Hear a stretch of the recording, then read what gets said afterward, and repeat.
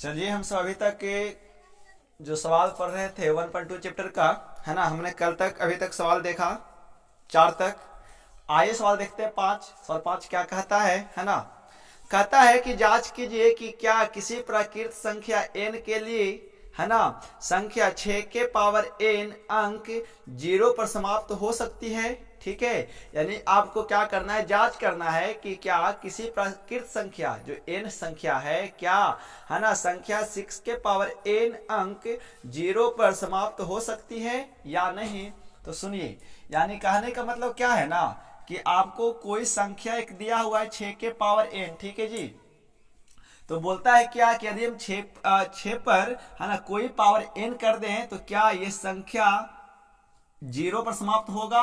यानी कहने का मतलब है क्या, लास्ट जैसे गुना होकर आया मान 36, क्या तो ये समाप्त 0 पर हो सकता है कि नहीं। जैसे मान लीजिए कि 6 पर पावर करते हैं 4, है ना, कुछ भी संख्या आगे गुना होकर के मान लो कि भाई 448 आ गया, तो क्या ये संख्या 0 पर समाप्त होगा या नहीं होगा, आपको ये बताना है। ठीक है, तो सुनिए, सबसे पहले तो ये पता आपको होना चाहिए कि 0 आता है कैसे। तो जब तक कोई संख्या में गुना 2 और 5 का नहीं होगा तो 0 आएगा, क्योंकि शून्य का निर्माण ही होता है किससे, 2 और 5 से। इसके अलावा कोई संख्या ऐसा है ही नहीं जिसमें गुना होकर कितना आ जाए, 0 आ जाए। हाँ, 0 तभी तो आएगा जब उसमें 2 और 5 का गुना रहेगा। तो बताइए क्या हमें आप इस 6 में 2 और 5 शामिल है। यदि 6 का अभाज्य गुणनखंड निकालेंगे तो क्या 2 और 5 के रूप में आएगा, नहीं आएगा। देखिए तो 3 दूनी के 1 तिया के, तो कितना आया जी, 2 इंटू 3।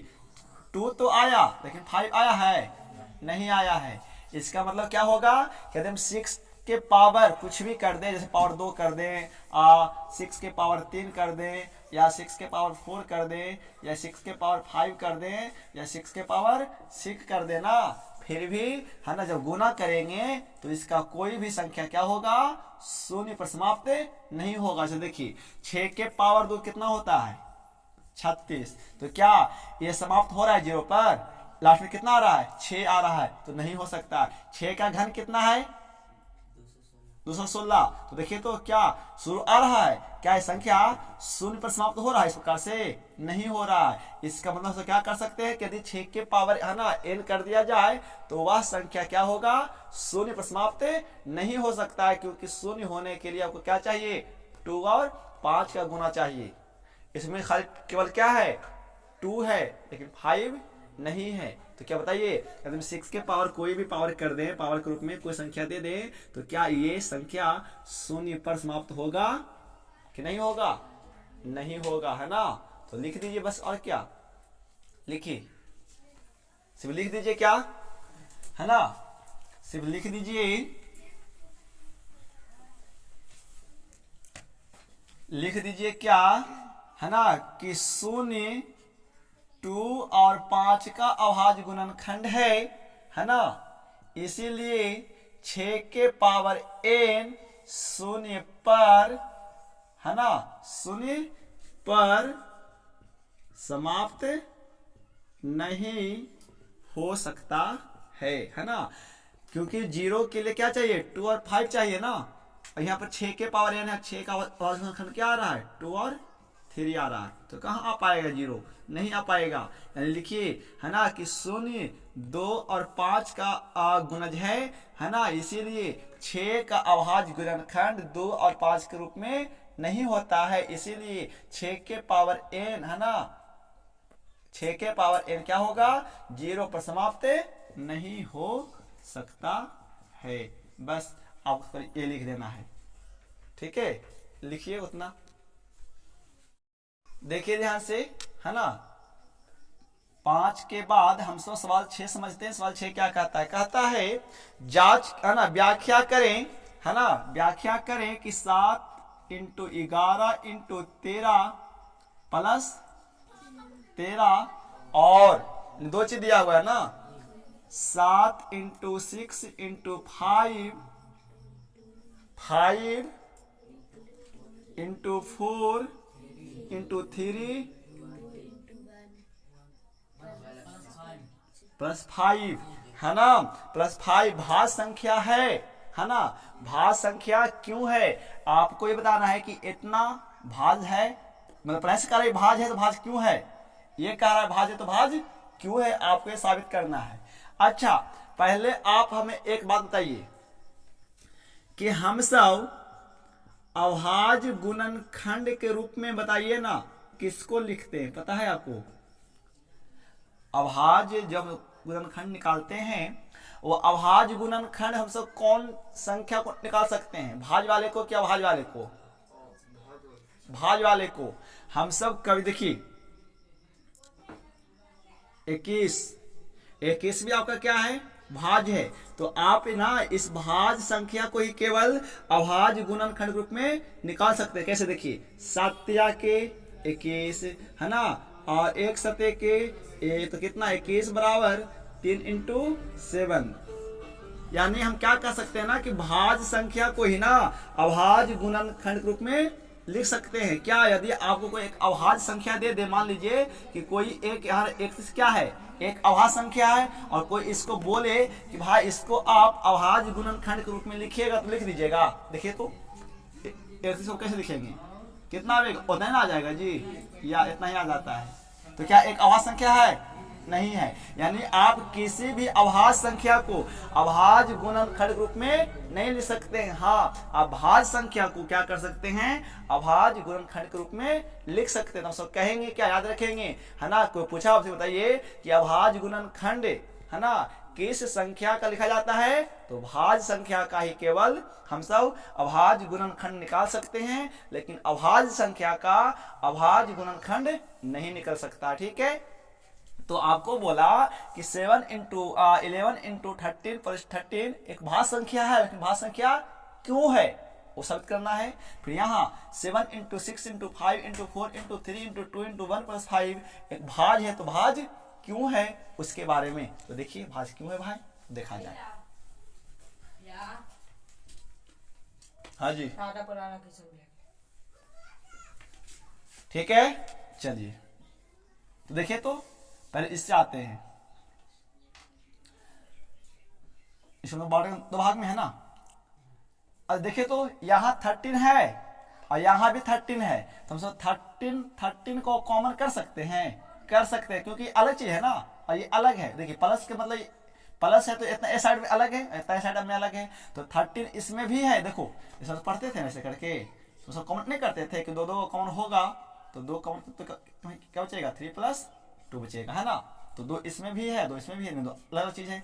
वही बात यहाँ पे है कि 13 यहाँ भी है, 13 यहाँ भी है, कौन हो सकता है, तो खाली यहाँ क्या बचेगा, 7 × 11 प्लस कितना, 1।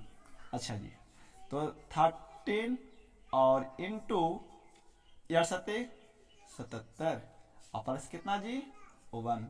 तो 13 और ब्रैकेट का अर्थ है ना 78।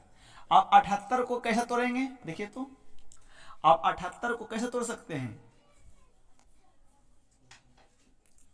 तो आप 78 का अभाज्य गुणनखंड निकालेंगे तो क्या निकलेगा, 39 दूनी 78, 33 39, 13 बार में 1। तो यानी सर देखो तो 13 इंटू हम 78 को क्या लिख सकते हैं, 2 × 13 × 13, यानी क्या होगा, 13 2 13 के स्क्वायर इंटू 2 × 3, यानी अभाज्य गुणनखंड के रूप में आया ना। तो बताइए हम अभाज्य गुणनखंड किसको लिखते हैं, भाज्य संख्या को ही लिखते हैं। इसका मतलब है कि बताइए ये एक कौन संख्या है, भाज्य संख्या है। पहले से पता है आपको कि भाज्य संख्या है, क्योंकि हम भाज्य संख्या को क्या कर सकते हैं, अभाज्य गुणनखंड के रूप में लिख सकते हैं। तो अब क्या लिखेंगे यहाँ पे, क्योंकि भाज्य संख्या का ही या भाज्य संख्या को ही अभाज्य गुणनखंड के रूप में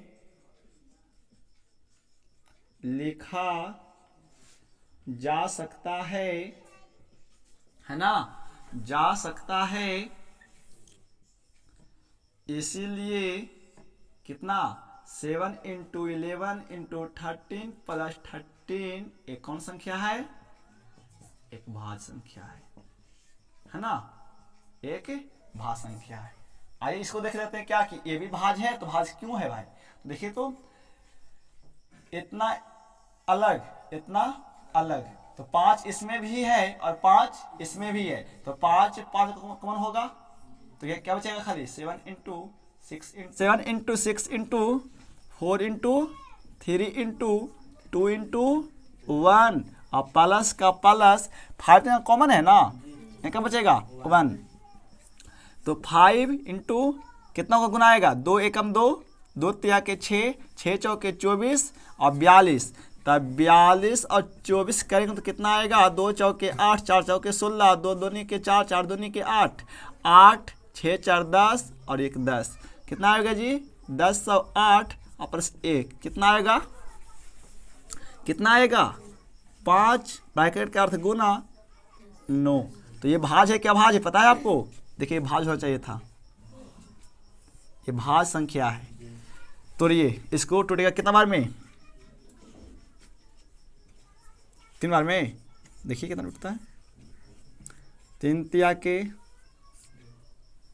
1, फिर 3 तिया के नहीं, न टूटने वाला है, टूटेगा 7 से टूटेगा।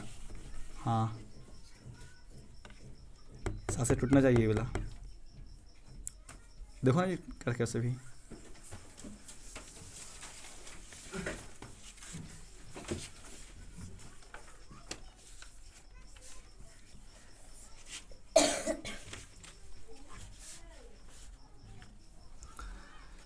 इधर ही टूटा 2,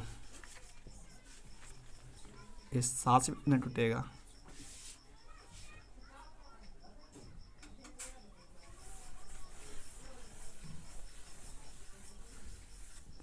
ये टूटेगा 9 से टूट जाएगा क्या?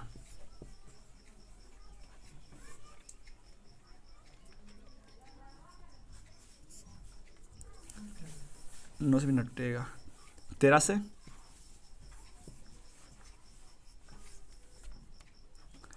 93 91।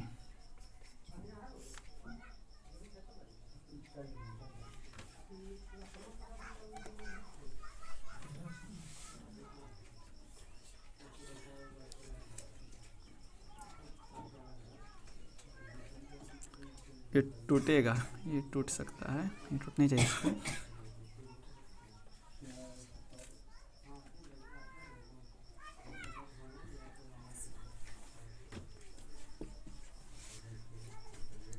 नौ 5 45 5 4 और 4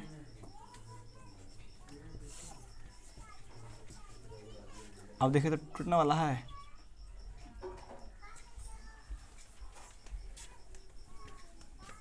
एरर थोड़ा सा छोड़ दो बेटा, आओ हाँ निकल दो।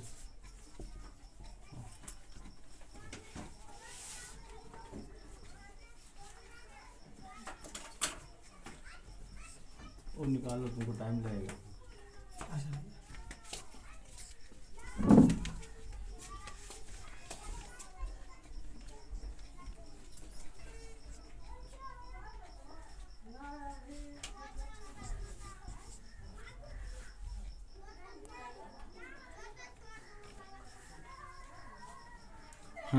ठीक तो आया। देखिए ध्यान से, ये कितना होकर आया गुना? ये गुना होकर कितना आया पता है? देखिए इसको कितना आएगा? इतना। तो आप इसको क्या लिख सकते हैं पता है? आप इसको क्या लिख सकते हैं? 5 इंटू कितना? 109। तो ये भी एक कौन संख्या है? ये भी एक अभाज्य संख्या है, ठीक है। यानी कहने का मतलब है कि देखिए तो ये संख्या इस प्रकार से अभाज्य गुणनखंड के रूप में टूटा, कितना टूटा? टूटा ना, देखिए टूटा कितना से, और फिर करेगा कितना बार में? 109 बार में। तो यानी इसका मतलब कौन चीज़ है? ये एक कौन संख्या है? भाज्य संख्या है, उसे क्या बोल सकते हैं? इसीलिए 7 into 6 into 5 into 4 into 3 into 2 into 1 plus 5 एक क्या है? भाज्य संख्या है, ठीक है। चलिए ये हो गया, बस ये करना था, मतलब दिखाना था कि भाज्य है तो भाज्य क्यों है भाई? क्योंकि भाज क्यों हुआ, क्योंकि यहाँ पे क्या हो रहा है कि हम सब है ना अभाज्य गुणनखंड के रूप में इसको लिख पा रहे हैं, इसीलिए क्या एक भाज्य संख्या है कि हम सब जानते क्या है कि भाज्य केवल भाज्य संख्या का ही अभाज्य गुणनखंड निकलता है, इसलिए इस दोनों क्या है एक भाज्य संख्या है, यह प्रूफ करना था।